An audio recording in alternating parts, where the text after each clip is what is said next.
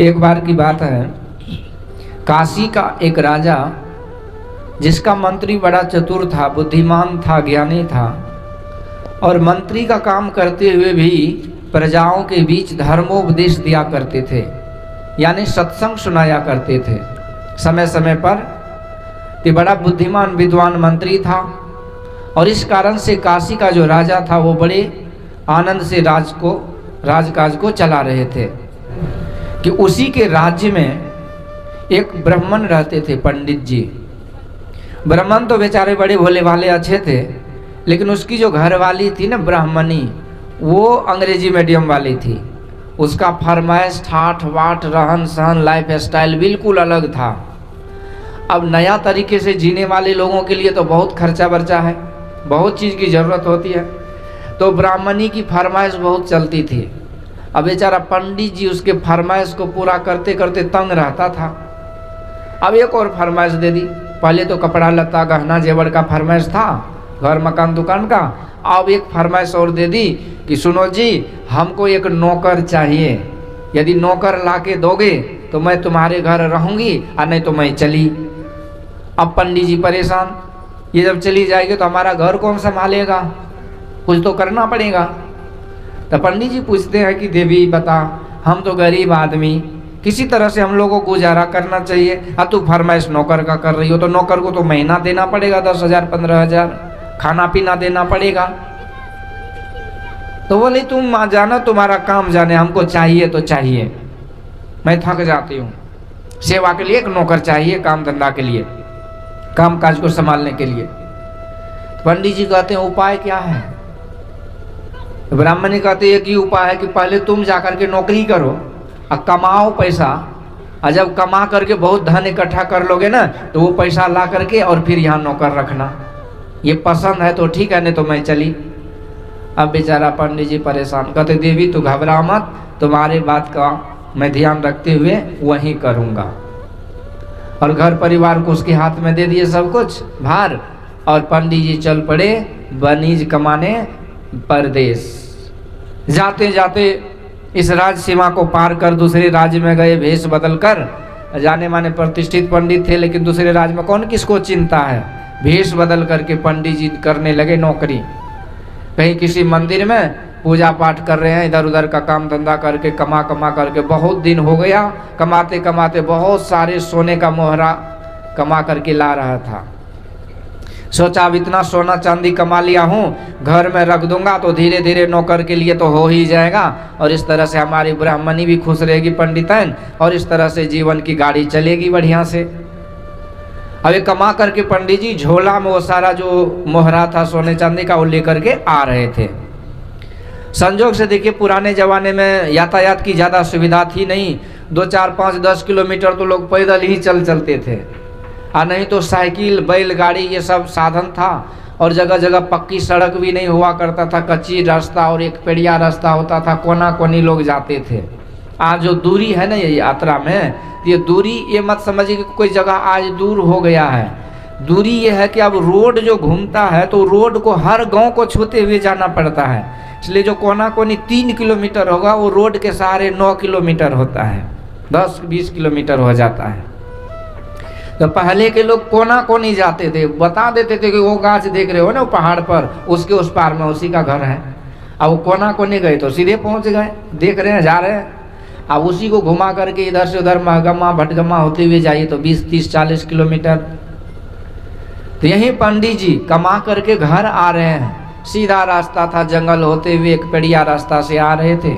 कड़ाके की धूप थी, तो एक जगह पे भूख लगी इसको बेचारे को, तो इसके साथ झोला में सत्तू था। सत्तू कहा जाता है ये बिहार का हॉर्लिक्स है, झारखंड का।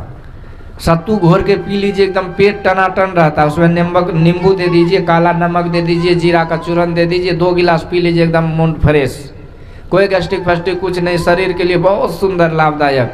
लोग हॉर्लिक्स में बहुत खर्चा करते हैं, एक हॉर्लिक्स का डिब्बा 400 में देता है, लेकिन हॉर्लिक्स के डिब्बा में कुछ नहीं रहता, वो भूसी का चूरन रहता है, वो जौ का भूसी रहता है और कुछ नहीं है उसमें।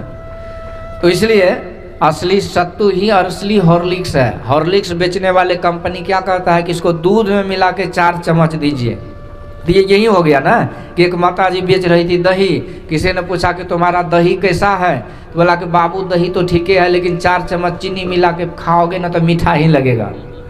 तो चीनी मिला के खाने से तो मीठा ही लगता है। तो हॉर्लिक्स को दूध में देंगे, विटामिन प्रोटीन एनर्जी ऊर्जा ताकत तो दूध में है, तो ताकत तो दूध दे रहा है, हॉर्लिक्स क्या दे रहा है? हॉर्लिक्स कुछ नहीं दे रहा, खाली पैसा ले रहा है।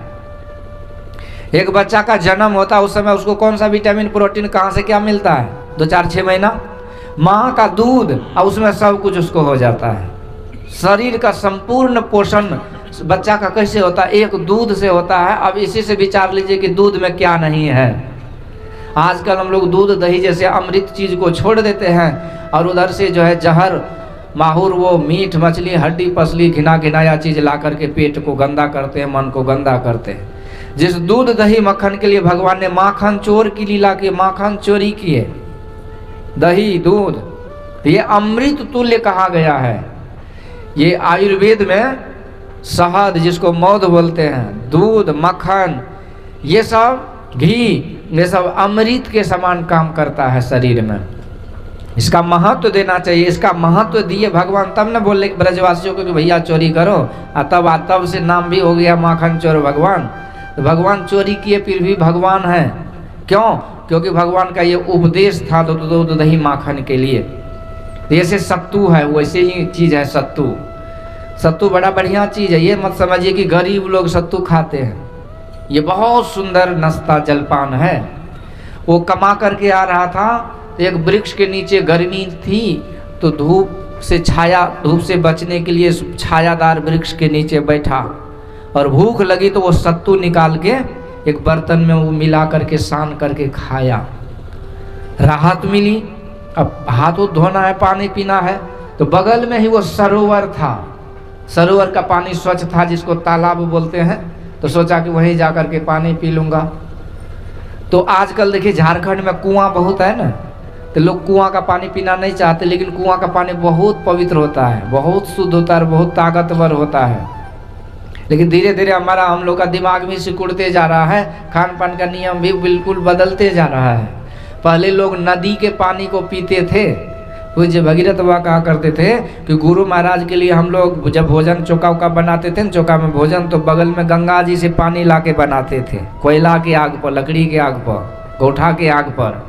और गंगा जी में गुरु महाराज जाके नहाते भी थे और गुरु महाराज बहुत समय तक गंगा जल का पान भी किए थे। अब तो गंगा जल के सामने ही वो गंदा जल, वो गड्ढा का जल बह रहा है, तो कैसे पिया जाएगा? वैसे गंगा जी की महिमा तो अपरंपार है। तो पहले के जमाने में लोग नदी नाला को स्वच्छ रखते थे, नदियों को, और उसी का पानी पीते थे, उसी में नहाते धोते थे। इसके बाद नदी का परंपरा मिटते गया, तब पोखर तालाब का परंपरा आया, तब तालाब में लोग नहाने जाते थे। उसी को आजकल अंग्रेजी खोपड़ी में स्विमिंग पूल बोलते हैं, छोटा सा, लेकिन तालाब में। और तालाब के बाद आ गया कुआं, कुआं के बाद आया कॉल, कॉल के बाद आया नॉल, और नॉल के बाद आया बोतल, और बोतल के बाद आएगा कैप्सूल। एक कैप्सूल खा लो उसी से काम चल जाएगा। जो विदेश, जो नासा के साइंटिस्ट है ना, वैज्ञानिक लोग, वो आकाश में आसमान में जाके रिसर्च करते रहते हैं देश दुनिया के बारे में। उसी को कहते हैं इंटरनेशनल स्पेस स्टेशन। भारत से भी 2 गई थी, सुनीता विलियम्स, कल्पना चावला। तो उसी यहाँ से 200-300 किलोमीटर ऊपर सैटेलाइट फिट कर रखा है, वहीं जाके वो रिसर्च करते हैं। वहाँ गुरुत्वाकर्षण 0 है, मतलब यदि आप अपने आप को बांध के नहीं रखिएगा तो उड़ जाइएगा, ऐसा है वहाँ। अब पानी मुंह में डालिए तो पानी भी उड़ने लगता है। तो वहाँ बोतल कैप्सूल रूप में पानी को ले जाया जाता है। ऐसा चीज़ है कि जो पानी की भरपाई करता है। तो हम लोग की बुद्धि सिमटते जा रही है, अब बोतल से कैप्सूल पर भी आ सकते हैं, इंजेक्शन पर सीधे नस में पानी भर लो, हो गया, पीने का जरूरत ही नहीं है। पर तालाब का, नदी का आनंद ही कुछ अलग था। भगवान देखिए जमुना किनारे बांसुरी बजाते हैं, जमुना में नहाते हैं, जमुना का जल पीते हैं, गौवा गए माता पीती है। जमुना को जब उस काली नाग ने अशुद्ध किया तो उसका भी काली नाग का मान मर्दन किए, उसको उसका दमन करके उसको भगाए। तो नदी नाले में का जल का इतना महत्व है, ये भगवान की कथा से भी हमको उपदेश मिलता है। पर चलिए उधर तो जाना नहीं है, क्योंकि हमारे बस का वो सब चीज़ है नहीं। पर ये मैं दृष्टांत दिया। तो तो वो ब्राह्मण बगल में सरोवर था, वही चला गया। वो सोचा हाथ मुंह धो करके कुछ पानी पी लूंगा, अब सत्तू खाए हैं। तो सरोवर में जा करके हाथ मुंह धोया और पानी भी पिया कुलाचमन करके। पानी पी के उधर से आया और झोला क्या हुआ कि झोला में से जो सत्तू निकाल के खाया था ना, तो वो झोला खुले छोड़ दिया था वो। और संजोग से एक विषैला नाग उसमें घुस के बैठ गया। आई उधर से हाथ मुंह धो के आया, झोला को देखा नहीं, या झोला को फिर से रस्सी से बांध के कंधा पर लेके आगे चल दिया। झोला में सांप है, उसको पते नहीं। आजकल होता है ना गाँव घर में, यदि हम लोग पानी मांगते कि जल ले आइए थोड़ा सा, तो ऐसे करके जल लाएंगे, ऐसे करके। ऐसे जो लोटा, अब जल लिए नलका से, कटोरी में दूध देते तो नाको नाक भर के देते हैं दूध। ऐसे पकड़ेंगे पूरा नाखून उसमें डूबा रहता है, तो शुद्ध थोड़ी हुआ। उसको नीचे से पकड़ना चाहिए, बगल से पकड़ना चाहिए। अंगुरी तो अंगुरी उसमें भी डुबा देते हैं, अपना भी पीते हैं, दूसरे को भी पिलाते हैं। हाथ से ही भोजन बनता है, वो भोजन शुद्ध कहलाता है। लेकिन वही हाथ बना हुआ भोजन में डाल दीजिए तो भोजन अशुद्ध हो जाता है, नियम है। तो इसलिए शुद्धता नाम का तो चीज़ है नहीं। कितना माता बहन को देखिएगा, रोटी जो बनाती है ना, इधर एक हाथ से आँच देगी उस चूल्हा में, ऐसे टंगड़ी जो उसका रहता है ना, रहती है, तो बेलना रोटी बना के उसी टंगड़ी पर रखेगी। वो स्टैंड हो गया, वो बेलना रखने वाला स्टैंड। इधर बचवा सबको यदि सर्दी जुकाम हुआ तो उसी हाथ से उसका नेटा भी पोंछ देती है, उसी हाथ से आटा भी सानती है। एगो बचवा को देह में नोचनी हो रहा था, तो उसी बेलना से उसके देह के नोचनी को नोच रही है ऐसे, और उसी बेलना से रोटी बना रही। ऐसे कपड़ा ऐसे मुंह में दाब के रखेगी। क्लिप है क्या ये? तो मुंह का लेर पटा गया ना कपड़ा में, और उसी कपड़ा को छुएगा, उसी कपड़ा से रोटी बनेगा, तो मुंह का जूठा ही ना खिलाए सबको। इसके बाद बचवा सब जब लेटरिन के लिए बोलता जाएंगे तो कहता वहीं बैठ जाओ, हेलो। अब बचवा बैठ जाता हो तो बेशरम हो जाता है बाद में, और उसको लाज शर्म चली जाती है। और दूसरी बात है, वो मक्खी वहाँ बैठ गया, वही मक्खी आके यहाँ बैठ गया, वही मुंह में खा लिए। इसके बाद आप देखिएगा कितना जो दिशा मैदान जाते हैं ना, तो उधर से एगो कोल में जाएंगे, कोल के जेराट से एगो एक चुटकी मिट्टी लेंगे, उसी से हाथ पैर लोटा बाटी सब धो धा के फाइनल कर देते हैं। और वहीं कोल के जेर में लोग थूको फेंकता है, नेटो फेंकता है, और उसी मिट्टी को हाथ धोते हैं एक ही बार में साफ। तो ये सब शुद्धता होनी चाहिए। कितने आदमी है ना, बर्तन बासन जैसे खा पी करके, अब भोज भंडारा है तो सब बर्तन कोले ल छोड़ देता है, और उधर से कुतवा आता है, वो चाटने लगता है, वो मुँह दे दिया, देखे नहीं तो। अब कुत्ता कहाँ कहाँ मुँह देता है, वही बर्तन में मुँह देता है। इसके बाद मक्खी दिन भर भिन भिनाते रहता। मक्खी क्या वैष्णव है क्या? मक्खी स्नान पूजा का ध्यान करता है, कहाँ कहाँ बैठ के वही बर्तन में बैठता है। और जितना आदमी है हाथ पैर मुँह जूता चप्पल सब वहीं थूक खकार फेंकता उसी कल के पास, और वहीं सब बर्तन सड़ रहा है। और इसके बाद जब इसको नींद खोलेगी तब भोर में जाके अठर मठर करते हुए वो बर्तन को साफ करते हैं, और वहीं बर्तन में फिर खिलाते हैं। तो इसलिए भोजन का बर्तन चौका घर में रहे, और ऊपर में रहे, अलग में रहे। और जब धोते समय ही पाठ को साफ करके तब जाके वहाँ धोना चाहिए। कितने आदमी को देखिए नाखून बढ़ाने का फैशन है, नाखून बढ़ाते हैं, और उसमें भी सब गंदगी घुसा पड़ा रहता है। तो ये सब चीज जो है ना, पवित्रता, जो बाहर से पवित्र नहीं हुआ उसका मन कहाँ से पवित्र होगा? तन ही पवित्र नहीं हुआ तो मन कहाँ से होगा? और जब तक पवित्र नहीं होगा तो कबीरा मन निर्मल भया, जैसे गंगा नीर पीछे लागे हरि फिरे कहत कबीर कबीर। निर्मल मन जन सो मोहि पावा। जब तक निर्मल शुद्ध नहीं होंगे तब तक आप प्राप्त नहीं कर सकते हैं, क्योंकि गुरु का जो मंत्र है ना, अति पावन गुरु मंत्र, बहुत पवित्र है। तो पवित्र मंत्र इस गंदा मन से थोड़ी होगा। तो गंदा मन पवित्र तब होता है जब तन पवित्र होता है। तो इसलिए तन पवित्र, वातावरण पवित्र, मन पवित्र, ये सब बात है। तो इसीलिए कोई भी बर्तन में भोजन जब बनाते हैं ना, तो अकल होना चाहिए कि भाई भोजन को हमेशा ढक के रखना चाहिए। अब खुले छोड़ दिए, स्कूल समय देखिए गिर जाता है सब्जी में, और वहीं बचवा सब खाता, बीमार हो जाता है। और घर में बर्तन भोजन बनाए खुले छोड़ दी, लो अब कौन चीज गिरा नहीं गिरा, एगो मकड़ा जब गिर जाएगा ना तो तब दिन में तारा झलकने लगेगा।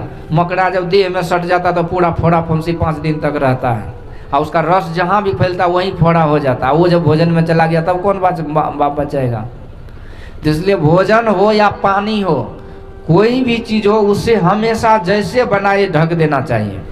गांव घर में देखते हैं उधर डगड़ा रहेगा, डगड़ा डगड़ा जाने छो ना, हाँ, इधर रोटी बनाएंगे डगड़ा में रोटी को पसारते जाएंगे, जैसे लगता है कपड़ा दुकान में नहीं कपड़ा पसारता है, ऐसे डगड़ा में पसारते पसारते रोटी सूख करके रबड़ हो जाता है। कहेगा नहीं, एक जगह रखने से जो है ना रोटी कच्चे रह जाता है। लो, रोटी आग पर जब सीज गई है तो एक बर्तन में रखने से रोटी कच्चा हो जाएगा। पंजाब में तो हम लोग देखते हैं रोटी बनाने, रोटी बन गया उसके बाद एक टब रहता है और उसी टोपिया में रुमाल रखते हैं, कपड़ा, और उसी कपड़ा में रोटी बना बना के रखते जाते हैं, झाँपते जाते हैं। अब बाद में 2 घंटे तक रोटी गर्म रहता है, रुई के तरह मुलायम रहता है। थोड़ा सा बुद्धि होना चाहिए, नहीं बड़का एकदम घर नहीं है, जाने मुझे कुछ हो ना कौन सी कैसे बनाना है। एक जगह हम बोले कि थोड़ा सा नमक हिसाब से दीजिएगा, तब 2 आदमी को बोले तो दोनों मिला करके नमक दे दिया और उस दिन पूरे नमक हो गया। मेरे साथ में एक था कोई ब्रह्मचारी, तो उसको पूछा वहाँ कि भोजन बाबा के लिए कैसे बनता है, तो बोला बिल्कुल सादा बनाना है। तो सादा में भोजन में खाली नमक हल्दी दे दिया, उसन के रख दिया। अब हम मुँह में लिए तो हमको लगा पता नहीं मेरा दिन खराब है, हॉस्पिटल वाला बीमारी वाला भोजन। तो सादा बोलिए तो नून हल्दी दे के उसन देगा, अब बोलिए ठीक है अपने मन से बनाइए तो 4 चम्मच नमक चढ़ा के दे देगा, 4 चम्मच मिर्चा दे देगा, 1 बोतल तेल ढार देता है। तो दिमाग नाम का चीजें नहीं कि भोजन बनता कैसे है। अब नहीं बोलिए तो पूरे उसन देगा, बोलिए तो पूरे चढ़ा के दे देगा। ये मात्रा भर हर चीज खाने से लाभ होता है, और भोजन बना हुआ चीज हमेशा ढक करके रखना चाहिए, तब वो ये नियम है, उसमें गंदगी नहीं आती है कुछ भी। और तो यही हुआ कि खुले झोला छोड़ करके उधर गया हाथ मुंह धोने, इधर सपुआ बैठ गया उसमें। अब उसी झोला को लेके आगे घर, एक झोला में गहना जेवर, दूसरे झोला में वही सतुआ और सांप। अब जाते जाते, अब गर्मी का महीना वो चैत वैशाख, फिर एक जगह वृक्ष, विशाल वृक्ष के नीचे थोड़ा सा सोचा आराम कर लें, वहीं बैठ के आराम करने लगा। आजकल लोग गाछ वृक्ष सब काट देते हैं और रबड़ वाला गाछ डिजाइन में लगा देंगे। रबड़ का तरकारी होगा क्या? फल फूल पत्ती अगरबत्ती नहीं, उसको रबड़ वाला डिजाइन चाहिए। गुरुओं महाराज का रबड़ का माला पहना देते हैं और उसको धोते ही नहीं हो, 10 साल हो गया, कहते नहीं नहीं वो पहले का है, पहले का, लो उसको बदलना भी चाहिए ना। तो रबड़ का ही भोजन आप भी खा लीजिए, उसे नहीं होता है। प्राकृतिक गाछ वृक्ष ये क्या है ना, ये छाया देता है। दुनिया में कोई भी एयर कंडीशन लगा ले, एसी लगा ले कमरा में, उसमें बीमारी जरूर है, लाभ नहीं है। एसी से बाहर निकलेगा, सर्दी जुकाम से कोई नहीं बचा पाएगा। लेकिन घर में गाछ वृक्ष बढ़िया लगाइए, उस गाछ का जो छाया है ना वो कभी हानि नहीं करता है, वो ठंडा जो है। इसके बाद मिट्टी का बर्तन, मिट्टी के बर्तन का पानी वो भी ठंडा होता है। लेकिन कोई सो पानी हो मिट्टी के बर्तन में डाल दीजिए घड़ा में, तो पानी का स्वाद ही बढ़िया हो जाता है और ठंडा रहता है। लेकिन वो ठंडा पानी कभी सर्दी जुकाम नहीं लाता है। लेकिन फ्रिज का पानी जहर की तरह काम करता है। तो प्राकृतिक संसाधन जो है ना वो वही जीवन रक्षक होता है। ये गाछ का छाया बड़ा उपयोगी है, इसीलिए हम लोगों को अपने घर द्वार में बढ़िया बढ़िया गाछ लगाना चाहिए। इसीलिए भगवान कृष्ण ने गीता में कहा कि हे अर्जुन, मैं वृक्षों में पीपल का वृक्ष हूँ। इसलिए आज भी देखिए माता बहन सावित्री व्रत के दिन बट वृक्ष के चारों तरफ तागा लपेटती है। क्या है ये? गाछ वृक्ष का आदर देना, सम्मान देना, क्योंकि वृक्ष देवता है और देवता का मतलब ही होता है जो देते हैं। तो हमको जीवनी शक्ति देते हैं, ऑक्सीजन देते हैं, छाया देते हैं। गाछ वृक्ष क्या नहीं देता है? हम लोग के हड्डी पसली से कोई पौवा पासी बनेगा घर में चौकी के बाद खेवाड़ी का? लेकिन गाछ वृक्ष जब तक है छाया देती है, फल देता है। हम पत्थर मारते तो उधर से फल देता है। इसके बाद जब गाछ सूख जाता है बेचारा, तब तो वो अपने लकड़ी से हमारे लिए केवाड़ी, चौकी, बेंच, कुर्सी सब साधन देता है। हम अंत तक उपयोग करते हैं। जो बेंच कुर्सी भी बेकार हो जाता तो उसका जलावन बना करके तब उसका हम गर्मी उसका भी उपयोग कर लेते हैं। ये गाछ वृक्ष का इतना उपकार है। यही जो जा रहा था ये ब्राह्मण कमा कर, तो एक जगह सत्तू खाया, फिर आगे जो गर्मी लगी तो एक गाछ के नीचे छाया में बैठ गया, थोड़ा सा ठंडक राहत के लिए, आराम करने के लिए। तो अचानक उस वृक्ष देवता से आकाशवाणी हुई। क्या?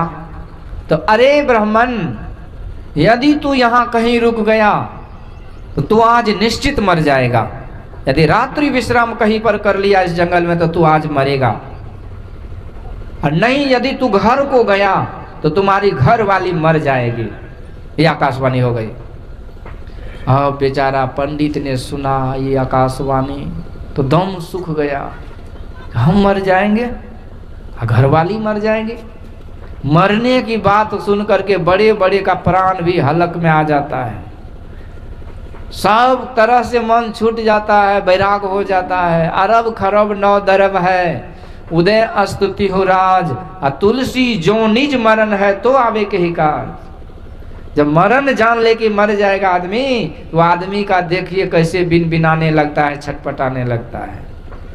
किसी को सीरियस बीमारी हो जाए और डॉक्टर उसके परिवार को कान में जाके बोले कि 5-7 दिन का मेहमान है, इसको खिलाओ पिलाओ ले जाओ यहाँ से, अब वो रोगी सुन ले तो क्या होगा? अब उसी से पूछिए कि क्या होगा।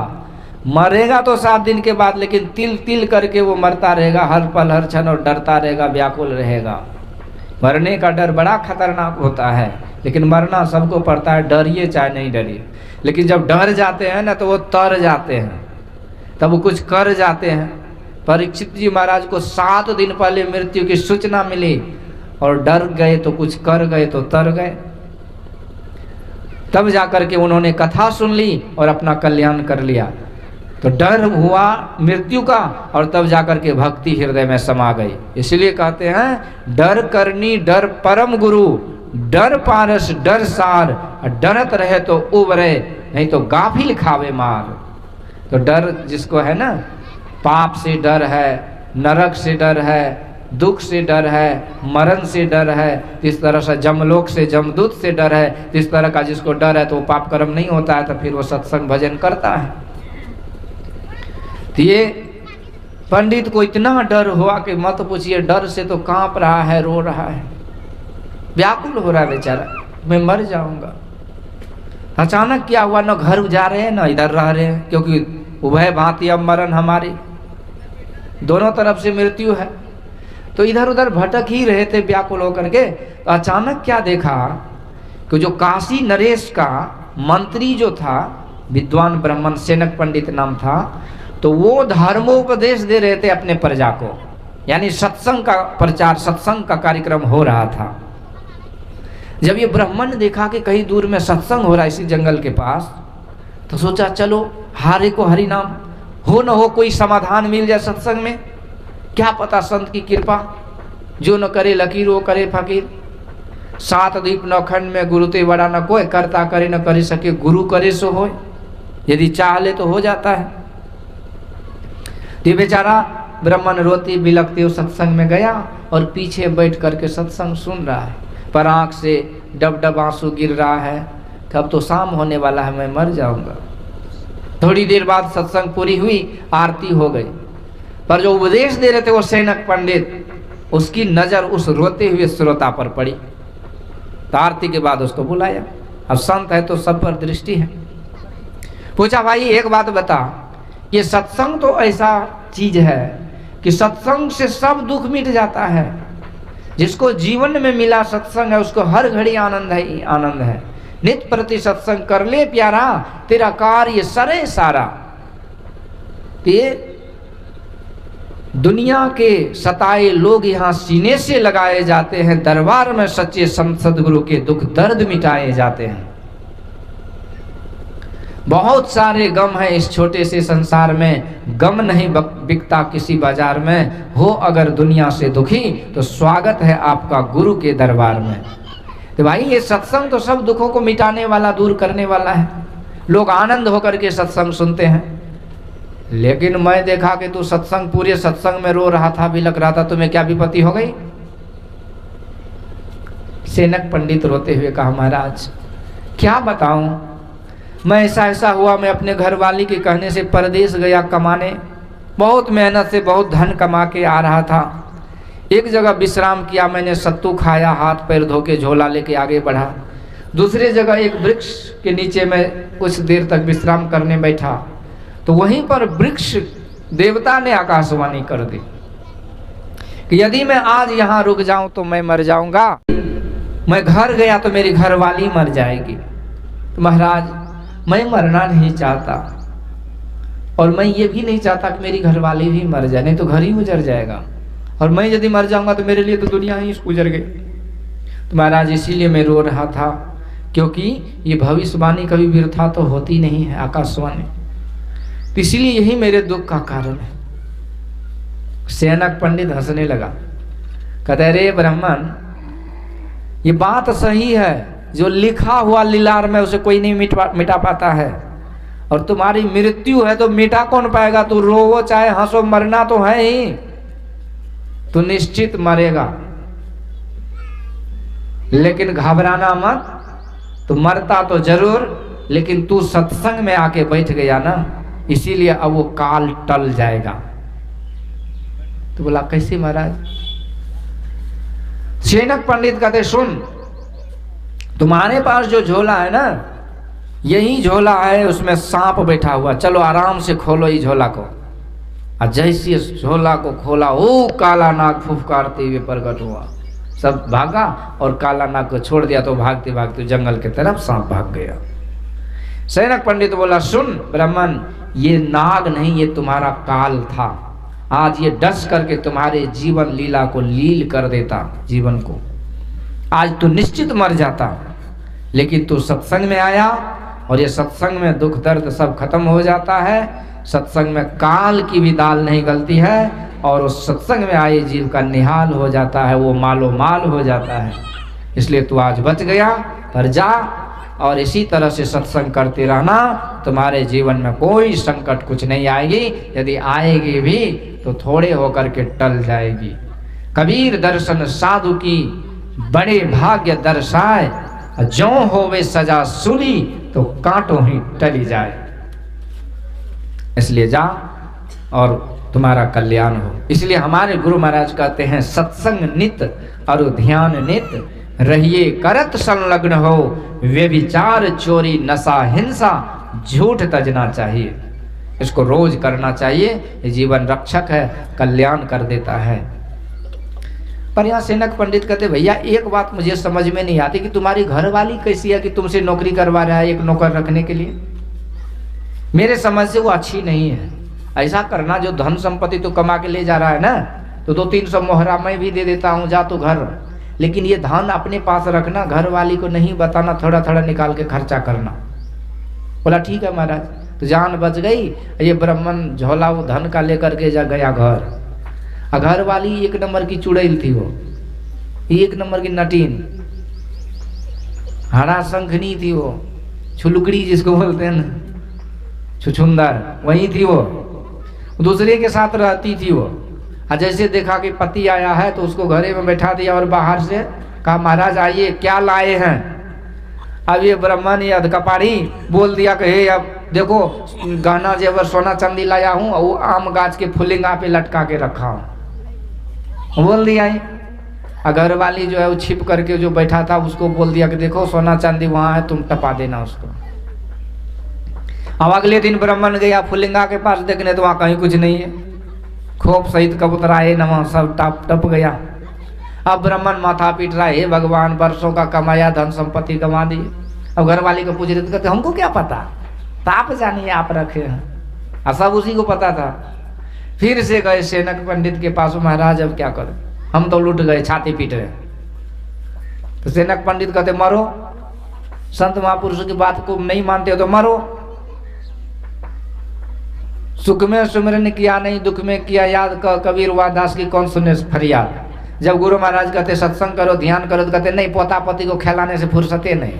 अब पोता पोती जब 2 हथों चोट देता है, टंगड़ी झाड़ता है, लाठी पुल्टी से हड्डी पसली तोड़ता है, तब कहते हो बाप बचावा, हो बाप, तब कौन बचेगा वहाँ।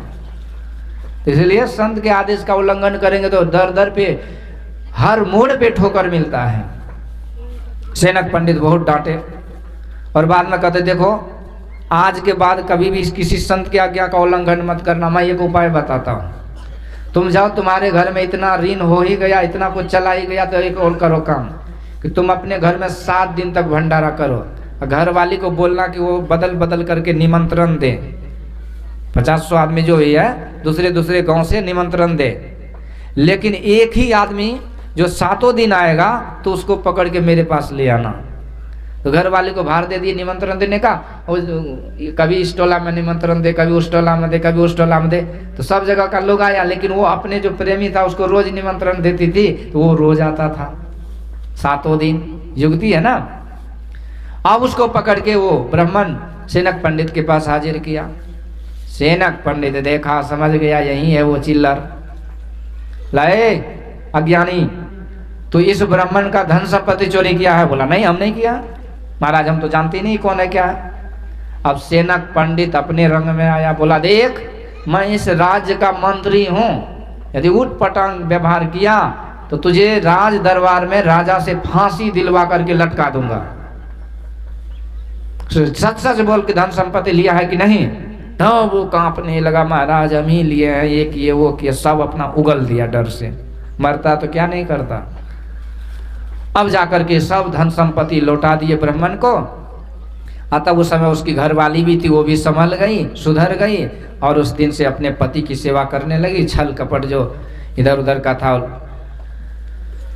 वो काम छोड़ दी, और वो सेनक पंडित के दोनों परिवार दंपति पति पत्नी शिष्य हो गए, और उस दिन से सत्संग भजन करते हुए अपने जीवन को संभाल लिए, सही मार्ग पर चला दिए और अपना कल्याण बना लिए।